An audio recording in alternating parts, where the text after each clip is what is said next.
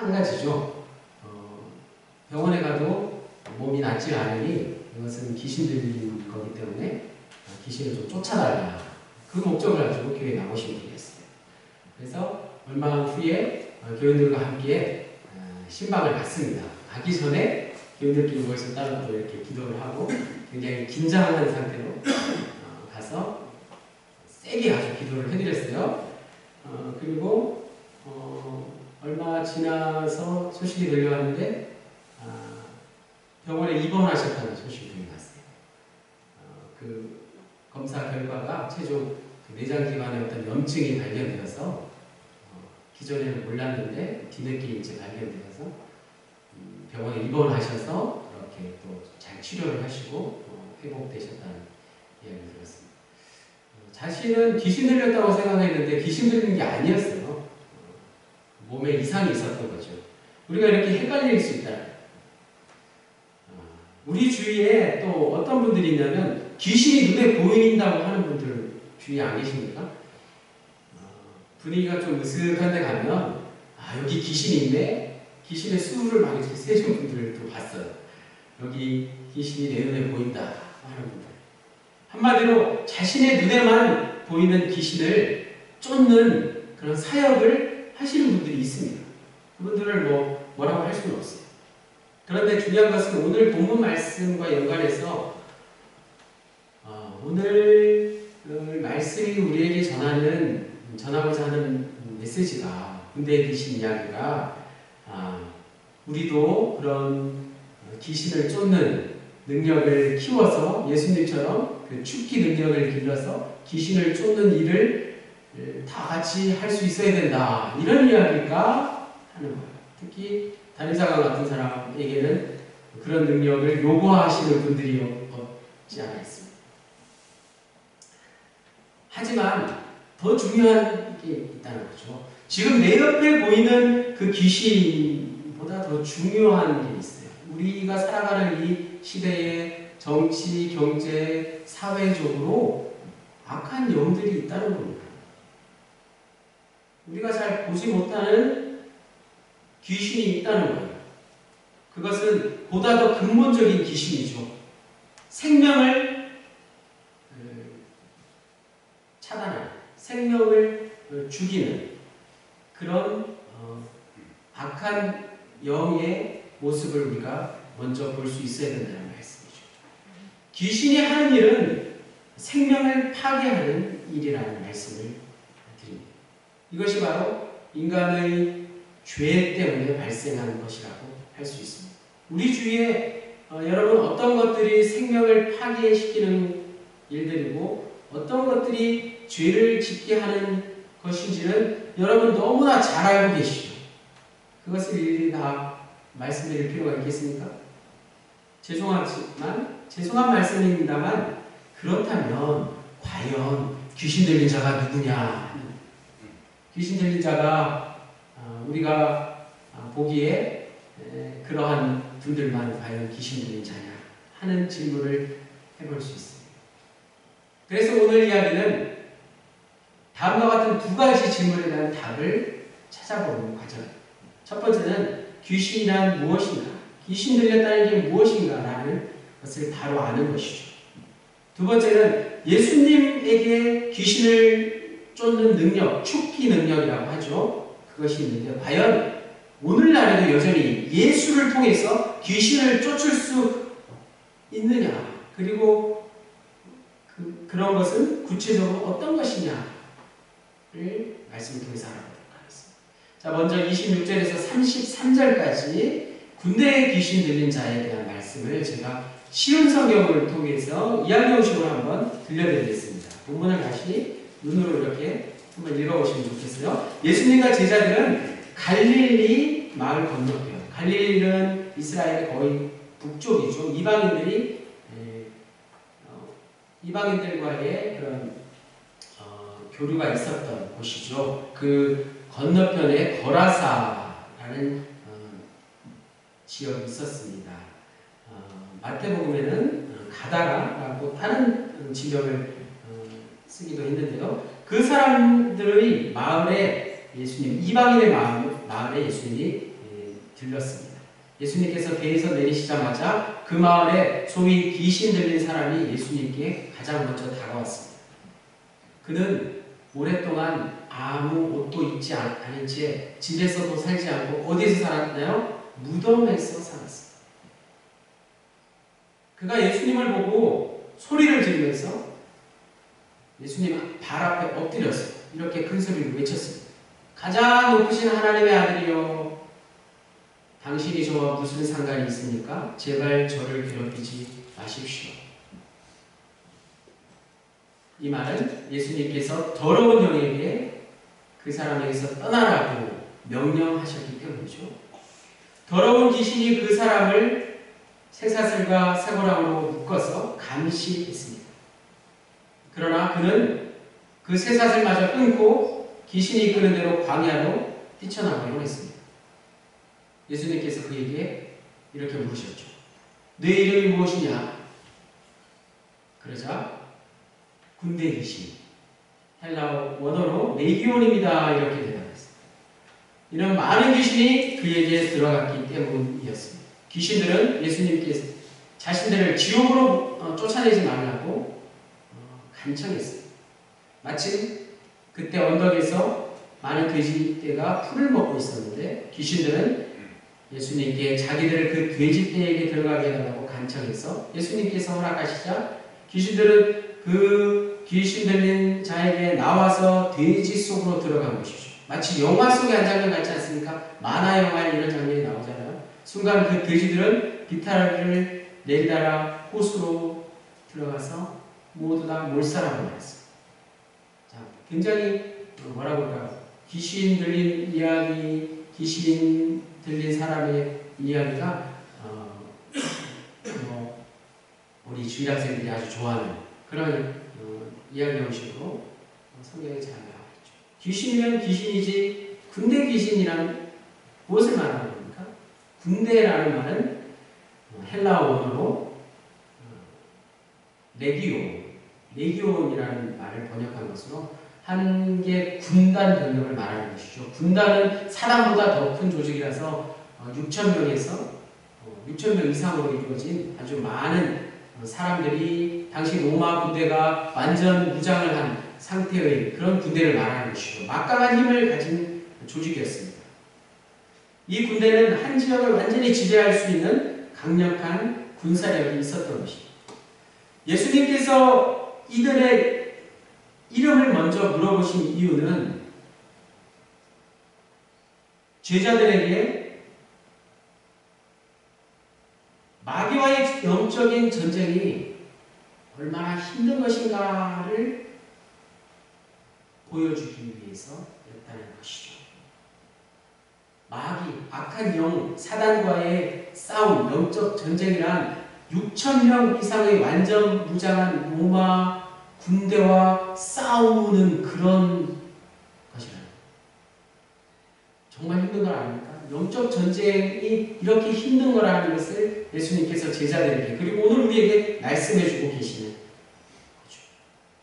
그러나 놀랍게도 이러한 군대의 귀신도 예수님 앞에서는 아무런 힘도 발휘하지 못했어요. 그 사실이 더 중요한 거죠. 군대 귀신이라는 말에는 두 가지 의미가 있습니다. 첫 번째는 앞서 말씀드린 대로 군대의 사람 수가 많은 것처럼 귀신 들린 상태가 너무나 심각하다는 것이겠죠. 군대 귀신의 두 번째 의미가 더 중요할 수 있습니다. 당시 상황이 어땠느냐. 거라사 지역이 실제로 이방인들에게 로마 군대가 오랜 기간 동안 통치하면서 끔찍한 만행들을 저질렀다는 것이죠. 그것을 성경학자들이 분명히 말씀하고 있어요. 군대의 만행, 여러분 죄송한 말씀입니다만 모든 군인들이 그렇지는 않지만 그 당시에 비인격적인 그런 행위를 일삼았다는 것이죠. 그 충격으로 인해서 군대에 귀신 들린 자가 충격에 빠져서 지금 이런 상황에 처해 있다고 말할 수 있는 거예요. 두 번째 상황이 당시 배경이나 문맥 여러 가지 정황으로 볼 때 우리가 더 이 상황을 잘 이해할 수 있다는 것이죠. 귀신이란 무엇인가? 귀신은 어떤 존재인가요? 학자들의 연구한 결과에 의하면 귀신은 사단의 마귀의 하수라고 해요. 그래서 귀신은 쫄개죠. 사단의 쫄개죠. 우리가 잘 아는 사단 마귀에 의해서 그가 사단 마귀가 시키는 대로 하는 악한 영이 귀신입니다. 귀신은 어떻게 보면 굉장히 하수, 쫄개의 일만 하는 거예요. 더 강력한 것은 사단 마귀의 권세라는 사실입니다. 그래서 우리가 흔히들 귀신 들렸다라는 것은 어둠의 영인 사단의 영, 마귀의 영, 그것의 강력한 지배에 사로잡혔다는 것을 의미합니다. 강력한 지배 말고 사사로운 지배에 일반인들도 영향을 받게 되는 것이죠.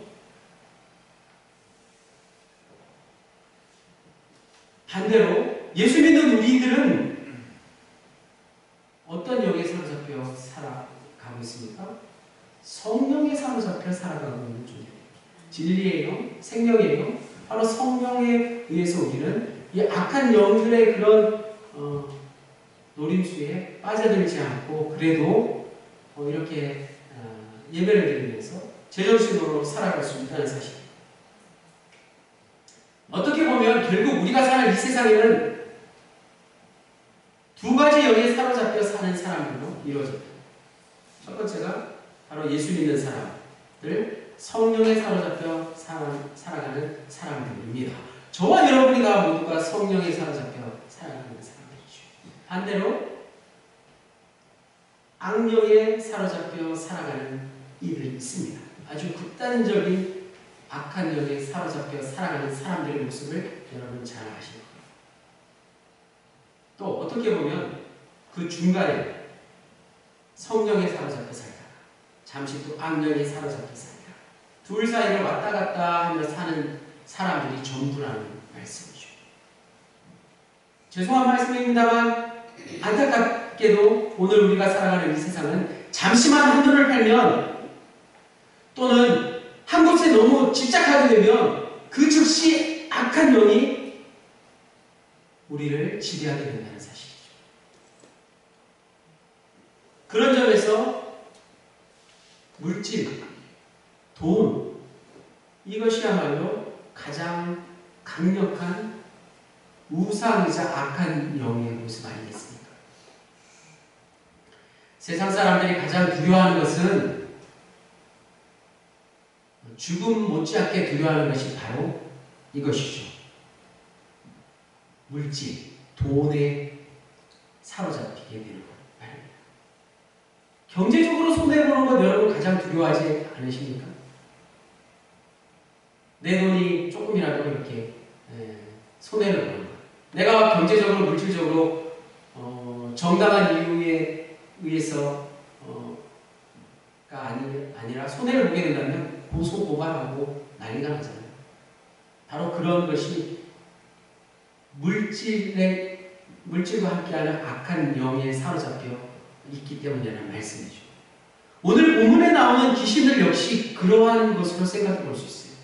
이 군대 귀신도 역시 돈, 물질과 연결해서 생각해 볼 수 있다는 거예요. 돼지떼를 몰살시킨 것은 그 군대 귀신이 돼지떼에게 들어가서 돼지를 몰살시킨 가장 큰 이유가 바로 그 지역 사람들에게 경제적인 피해를 크게 입혀서 그 지역 사람들이 두려워 떨게 하려고 했다는 이유이죠.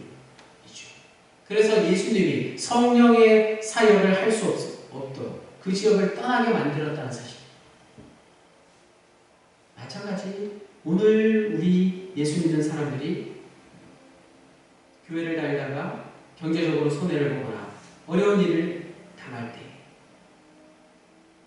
교회와 함께 예수님을 떠날 때가 있습니다.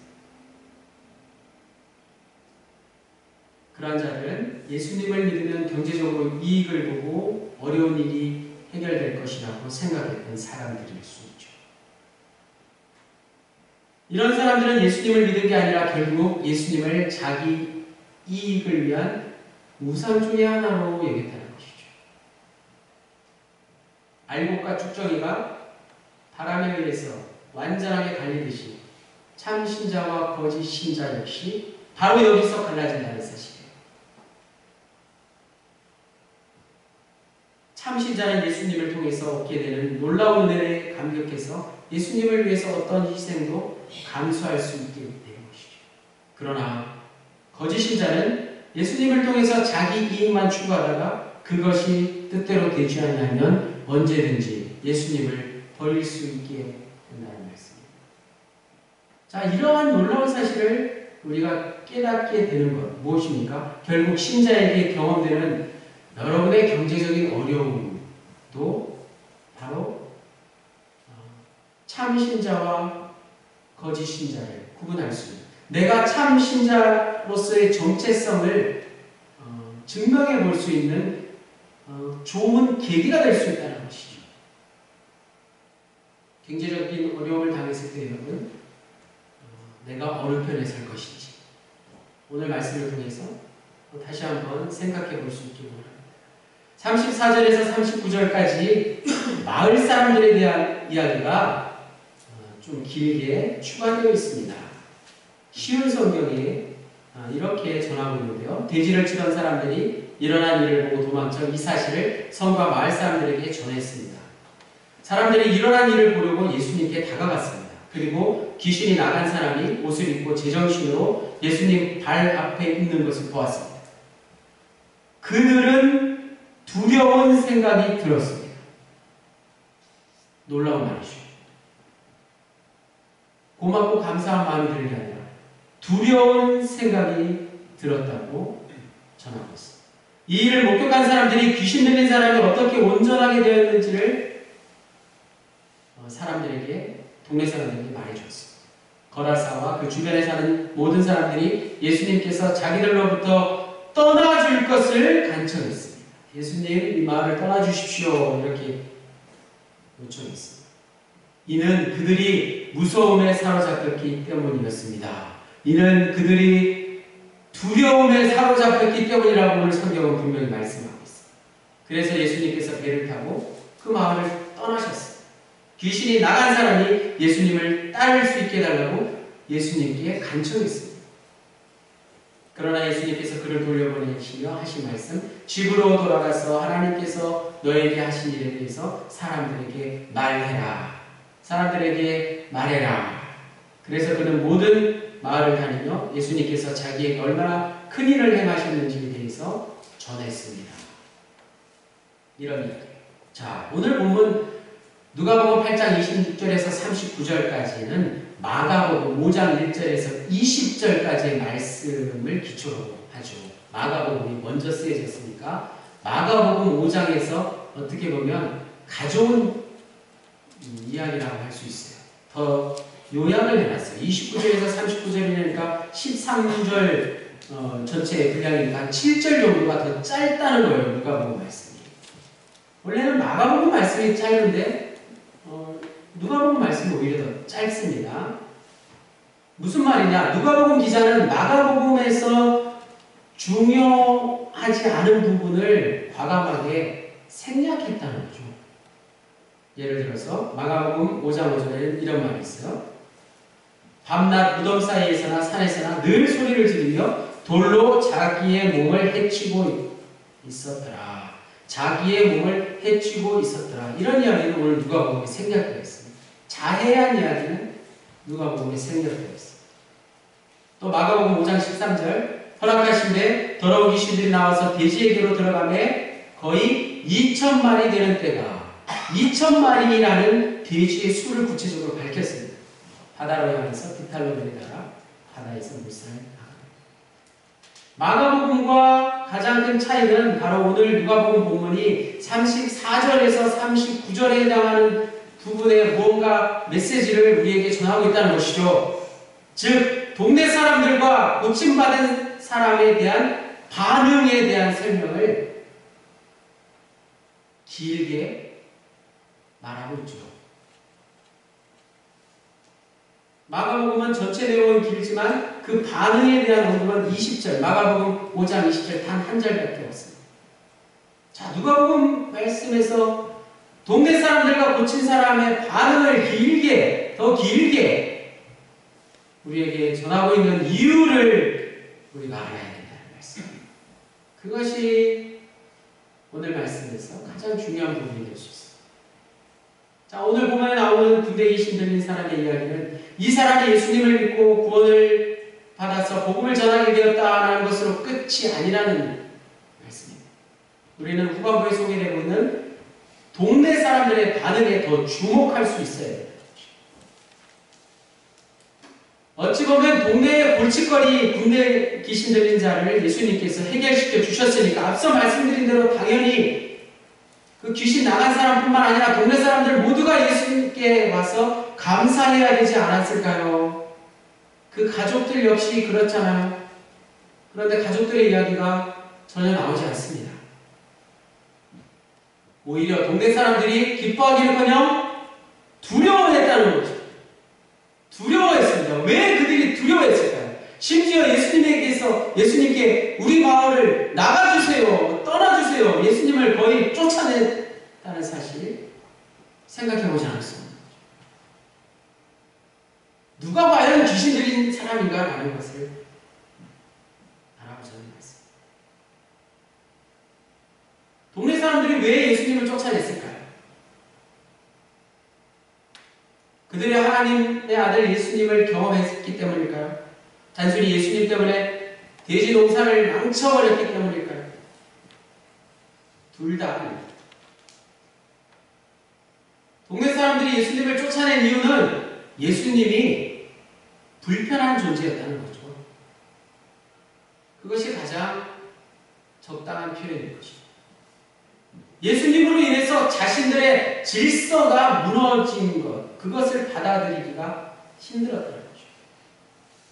자신들이 저 사람보다, 내가 이 사람보다, 심지어 그 군대에 귀신 들린 사람보다 더 훌륭하다는 사실을 이제 더 이상 확인할 방법이 없어진 거죠. 예수님이 그 군대 귀신 들린 자를 고쳐주셨대요. 그래서 비교의 대상이 하나 없어진 거예요. 예수님으로 인해서 자신들의 기존 질서가 무너졌을 뿐만 아니라 내가 다른 사람보다 좀 낫다는 것을 이제는 증명하기가 힘들었어요. 동네 사람들이 유별났기 때문에 그렇게 생각한 것일까요? 그렇지 않습니다. 그들은 지극히 우리가 아는 상식적이고 교양이 있는 평범한 사람들이었어요. 오늘 저와 여러분이 평범하듯이. 오늘 본문은 보다 근본적인 사실을 우리에게 말씀하려고 있다는 것이죠. 특별히 마가복음 본문보다 누가복음 본문에는 34절로 39절까지의 말씀을 통해서 나름대로 정상적으로 산다고 생각했던 거라사 주민들 역시 오늘 나름대로 평범한 삶을 지극히 남들과 다를 바 없는 삶을 살아가고 있는 우리 역시 뭔가 제정신이 아닐 때가 있지 않나. 좀 심한 말로 우리 역시 귀신 들린 사람과 특별히 다를 게 없지 않나. 이런 생각을 해보지 않을 수 없습니다.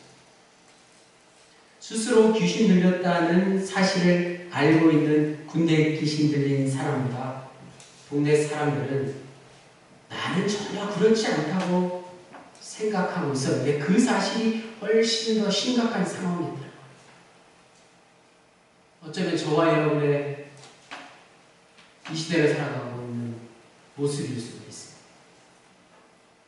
이야기의 결말에 귀신 들렸던 사람은 정신을 차리고 예수님을 따르려고 했지만 동네 사람들은 정색을 하고 예수님에게 동네를 떠나달라고 요구했으니 분명한 사실을 우리에게 말하고 있는 거죠. 누가 정상인가 하는 거예요. 누가 제정신인가 하는 거예요. 예수님에게 큰 은혜를 받고 예수님께 감사하며 나도 복음을 전하겠노라 말하는 사람. 그 모든 상황을 보고도 예수님을 쫓아내는 사람들. 누가 정상입니까? 오늘을 사는 우리 역시 어느 쪽에 속해 있나요? 34절에서 39절에 말씀을 통해서 오늘 우리가 어느 쪽에 속해 있는지 생각해 볼 수 있겠습니다. 겉으로는 건강한 것 같지만, 정상인 것 같지만, 실제로는 정신이 나간 사람보다 더 제정신이 아닌 방식으로 이 세상을 살아가고 있지는 않습니까? 그래서 정신이 좀 이상해진다는 것, 미친다는 것, 광기, 그것은 단순히 이 시대의 모습과 반대되는 형식, 군대 귀신 들린 자의 모습뿐만 아니라 대단히 이 시대의 시대적 정신과 어울리는 방식으로 살아갈 때 나타난다는 말씀이죠. 시대의 정신에 사로잡혀 살아가고 있는 것, 그것이 더 귀신 들린 사람의 모습이었습니다. 예수님을 쫓아내요. 예수님의 말씀을 제대로 알아듣지 못하면 그런다는 것이죠. 정신이 나간 사람과 그렇지 않은 사람이 서로 중간에 이렇게 겹쳐있는 그런 시대를 우리가 살아가고 있지 않습니까? 귀신 들린 현상은 두 가지죠. 자기 통제가 불가능하다는 것이고, 더 나아가서 생명을 파괴하는 그런 것이죠. 귀신 들렸다는 말의 의미가 이것입니다. 바로 이것입니다. 귀신 들린 게 우리가 보기에 어떤 정신질환을 앓는 것만 말하는 게 아니라는 것을 여러분 분명히 아셔야 돼요. 자기 통제가 불가능한 상태 말이에요. 우리가 날마다 겪는 것 중에 하나가 자기 통제가 불가능할 때 있잖아요. 그렇지 않나요? 자기 통제가 불가능할 때 많습니다. 내 자신을 스스로 통제할 수 없을 때 말이에요.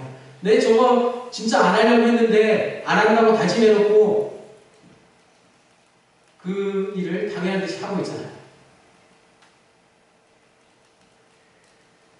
생명을 파괴하는 것들 말입니다. 여러분, 생명을 파괴하는 게 뭐 동물을 학대하고 뭐 저기 산에 있는 식물들을 뭐 어떻게 다 어떻게 나무를 베고 뭐 이런 것만 말하는 게 아니죠. 우리가 지구를 훼손하는, 지구의 이런 모든 생명체들을 훼손하는 일들을 얼마나 많이 하고 있는지 환경주의자들이 날마다 그것을 보도하고 있잖아요. 바다에 물고기들이, 고래들이 인간이 버린 플라스틱을 먹어서 죽어가고 있어요. 수천만 톤의 플라스틱이 바다에 던져져서 물고기들이, 큰 물고기들이, 고래 같은 물고기들이 그것을 먹고 다 죽어가고 있어요. 여러분, 플라스틱 사용 안 하시는 분 누가 있습니까? 플라스틱, 뭐 우리가 쉽게 말해서 종이컵 하나, 그것이 생명을 파괴하는 일이 될 수 있다는 사실이죠. 오늘 우리의 모습을 정말 신랄하게 내 모습을 돌아볼 수 있어야 돼요. 오늘 본문은 남의 얘기를 하는 게 아니에요. 군대 귀신 들린 사람, 정신병 걸린 사람을 어떻게 예수님의 능력으로 쫓아내는 그런 능력을 우리도 키워서 기도를 세게 해서 귀신을 쫓는 일을 우리도 하자, 이런 말씀이 아니라는 것이죠. 우리가 정말 이성적으로 반듯하게 판단하고 행동하면서 살아가고 있는지를 먼저 보아야 된다는 말씀입니다. 이 세상이 얼마나 폭력적입니까? 그 폭력적인 세상에 길들여져서 우리가 살아가고 있잖아요. 폭력이 누구를 구타하는 것만 말하는 게 아니라는 것이죠. 언어폭력, 뭐 여러 가지 남을 힘들게 하는 모든 것이 다 폭력이 될 수 있다는 것이죠. 미치지 않고는 불가능한 생명 파괴의 현상들이 우리 주변에서 날마다 일어나는 것이죠. 그 배후에 누가 있다고요? 귀신, 그리고 사단, 마귀, 악한 영이 지배하고 있는 세상이기 때문에 그렇다는 것을 분명히 알아야 되는 것입니다. 그러므로 군대 귀신 이야기는 결국 우리가 살아가는 이 세상의 이야기일 수 있습니다. 하지만 더 중요한 것은, 우리가 집중해야 할 것은 연민과 조롱의 대상에 불과했던 군대 귀신 들린 한 사람이 예수님을 통해서 바른 정신을 찾았다라는 사실을 더 우리가 집중해서 우리가 볼 필요가 있다는 사실이죠. 거라사 주민 중에서 이 한 사람만이 제정신을 차리게 된 것인지도 모르죠. 악한 영이 지배하고 있는 오늘을 사는 우리가 바로 그 중 한 사람이 되어야 한다는 말씀입니다. 우리가 악한 영과의 싸움에서 매번 패배한다 할지라도 단 한 번의 승리를 위해서 그 영적인 전쟁을 멈추지 말고 맞서 싸워야 된다는 사실. 악한 영과의 싸움에서 매번 패배할지라도 한 번의 승리를 위해서 우리가 매번 싸워야 된다는 사실. 기억하십시오. 개인과 사회를 파괴하는 악령에 더 이상 굴복당하지 않게 되는 것이죠. 그 승리를 통해서. 그 첫 승리를 통해서. 그래서 예수님 발치에 앉아서 그 말씀에 귀를 기울이고자 이 자리에 나와서 예배드리고 있는 것이죠. 하나님이 생명을 파괴하는 악령으로부터 우리 모두를 해방시켜 주셨다는 사실을 이제 돌아가는 길에 널리 전해야 될 줄 믿습니다. 오늘도 우리가 살아가는 현장에서 개인과 사회의 생명을 파괴하는 악한 영들과 맞서 싸우며 성령님의 도우심으로 첫 번째 승리를 거두시는 저와 여러분 되시기를 주님의 이름으로 간절히 축원합니다. 하나님 아버지, 우리는 모두가 망할 수밖에 없는 존재들이었습니다. 그래서 예수님이 이 땅에 오심으로 우리 죄를 사하시고 악한 영에게서 우리를 구하시고 십자가에 달려 죽으시고 부활하사 마침내 성령을 보내셔서 우리에게 구원의 기쁨을 허락하셨습니다. 하지만 여전히 성령의 존재를 부정하는 많은 일들이 우리에게 있고 우리에게 일어납니다. 자연 생태계와 생명을 파괴하는 일들, 내 주위 이웃을 멸시하는 태도, 교회 공동체에 대해서도 안타깝지만 하나 되지 못하는 것들, 그것들이 우리의 실상임을 다시 한번 우리가 깨닫기를 원합니다. 악한 영이 지배하는 오늘을 사는 우리가 이 시간 성령의 도우심을 간절히 빌고 오나오니 지금 이 시간 여기에 모인 우리 모두에게 성령님 임재하여 주옵소서. 죽음을 이기시고 완전한 생명으로 이 땅에 다시 오실 예수 그리스도의 이름으로 기도하였습니다. 아멘.